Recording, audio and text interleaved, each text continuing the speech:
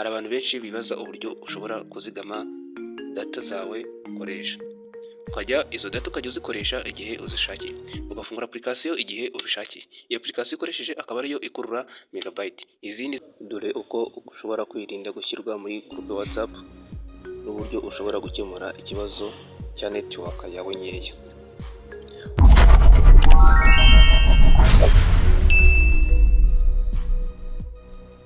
Waba ukunda ubona ujya mu matsinda utazi ahantu avuye, ndavuga amatsinda yo kuri WhatsApp, kandi ayo matsinda yo kuri WhatsApp ukayajyamo utabishaka, cyangwa se ukabona telefone yawe ihorana 2G, ndavuga internet nkeya gusa. Reba iyi video tugufashe kubikemura burundu, ntuzongere kugira icyo kibazo. Mugiye kubana nanjye, nitwa Emi, channel yo ni Tech TV Show. Mbere na mbere fungura WhatsApp yawe, ujye muri setting, ujye kuri privacy, hanyuma uhitemo groupe, hitamo my contact, accept, maze uhitemo byose. Ibi bibuza umuntu uwo ari we wese kugushyira muri groupe ya WhatsApp utabishaka. Icya kabiri, kemura ikibazo cya network yawe. Iyo telefone yawe ihora kuri 2G gusa, ntibishobora gukoresha internet neza. Ujya muri setting mobile network, uhitemo 4G cyangwa se ya LTE. Niba udafite 4G, simukadi yawe ishobora kuba ishaje, cyangwa se telefone yawe itakira 4G. Gerageza indi simukadi cyangwa indi telefone urebe ko ikibazo kidakira. Ushobora no kudownloadinga application yagufasha mu kuzigama megabyte zawe uba wabuze. Hari abantu benshi bibaza uburyo ushobora kuzigama data zawe ukoresha, izo data ukajya uzikoresha igihe uzishakiye, ugafungura application igihe ubishakiye. Iyo application ukoresheje akaba ariyo ikurura megabyte, izindi zikaba zifunze. Nkurikira noneho dukomeze mwereke uburyo ushobora kubona application kagufasha kuzigama megabyte. Twagiye muri Play Store, ngwino ukande kuri Play Store yawe, nurangiza uze usacingemo agapplication kitwa NetGuard. Ni aka application kameze nkaho gafite logo y'ingabo y'Amerika cyangwa se y'Abongereza. Reka tukadownloading, ngira ngo umwe murakareba aka application kitwa NetGuard. Dore ngaka uragakoraho urakestara mu buryo, ngira ngo urimo urabibona. Uragategereza kagere ku ijana, kakigera kuri 100%, ndavuga 100%, uraza kuza kugafungura. Application yawe ikimara kugera muri telefone yawe, ngira ngo kubona ko handitseho open. Ngwino ukande kuri open. Ukimara gukanda kuri open, barakwereka page isa gutya. Ngwino ukande ahanditse agree.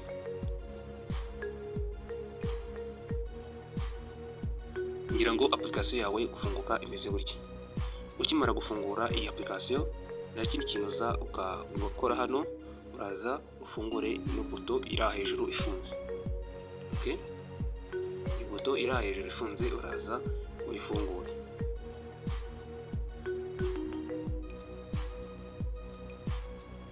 Iyo umaze gufungura buto iri hejuru,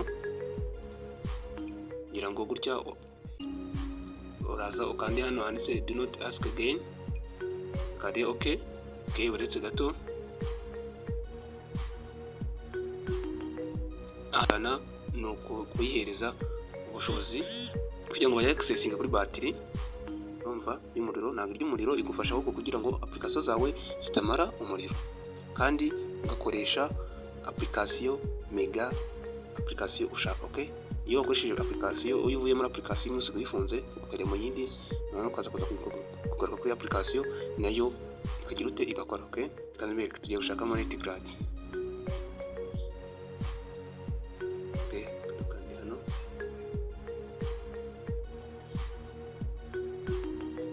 apps.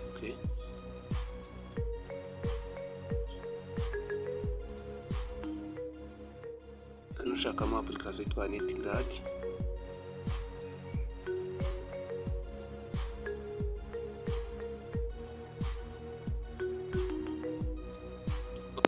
twayibonye, uraza uyikandeho, ukimara kuyikandaho uraza ukande kuri ahangaho, hano ngira ngo hano murahabona hano urasubira inyuma, ukimara gusubira inyuma barakwereka application zose ziri kurya megabyte, ngira ngo kuzireba. Iyo tumeze gutya iba yakurura wifi, yakurura na data zawe, ngira ngo urabibona. Okay, reka twihutize zose batweretse, zose zikurura data, zose urabona ko zikurura data.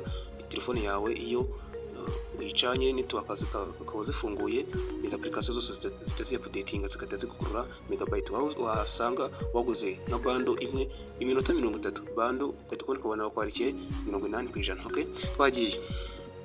Reka duhere kuri ino application, wenda nk'urugero duhere kuri YouTube. Kuri YouTube nitugira gutya tukaba twifunze, tukaba twikuriyeho gutya, tufunguye iri hano hejuru, urabona hejuru ko bafiteho akantu kameze nka VPN. Nituza tukagera muri nuza hano muri application, tukaza tugacuranga YouTube, ntabwo iri buze gukora. Okay, reka banze muri telefone.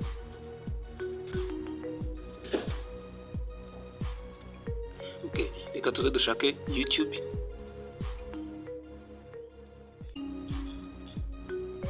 Nituza tugafungura YouTube, baratwereka yuko nta network, kuko ngo twafunze bando zikoreshwa na YouTube.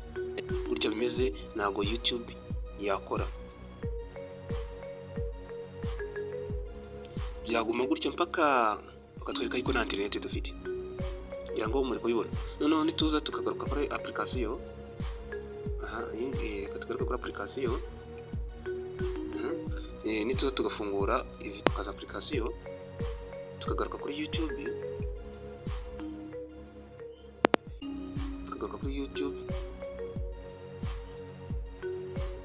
Okay, ngira ngo murabibona. Iyo tugarutse kuri YouTube, ngira ngo murabona yuko twacuranga network zihari, urumva. Ariko nituza tukaza tukayifunga, ntabwo network ziri bukore. Iyi application iragufasha kuzigama megabyte zawe. Okay, ngira ngo nituza tukazamura gutya, ngira ngo urabona yuko byanze.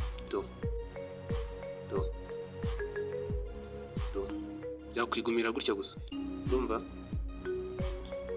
Application ni ubwenge, wagakoresha muri telefone yawe, ubundi wabona ko gakoresha muri telefone yawe kazajya kagufasha mu kuzigama data zawe uba waguze. Ngira ngo turabona ko tuzisubije ku murongo, turabona yuko dushobora kuza tugacuranga. Ducurange wumve.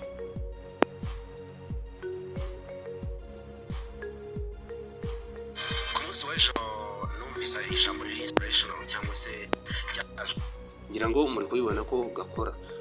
Guys, reba kino wakaze like kino video, ubundi ujye ubona ibintu by'ubwenge byiza kuri ino channel, ubundi nurangiza ushyira igitekerezo cyawe cya video twaza gukoreraho ubutaha. Okay, iyi application raza nk'urugero ko ati sinshaka gukoresha WhatsApp,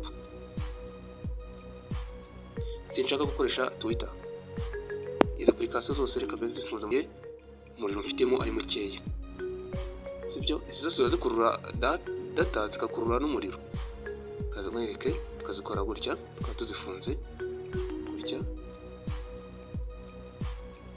gutya no gufunga, kugira ngo uzigame umuriro wawe, uzigame na network uze.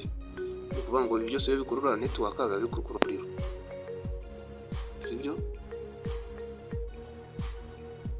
Ugasigazamo application ugiye gukoresha. Noneho ikindi, hari ukuntu ushobora gufungura application ikagufuka ukibaza ko telefone yawe yapfuye. No, ahubwo ujye wibuka uze muri ino application ufungura application ugiye gukoresha.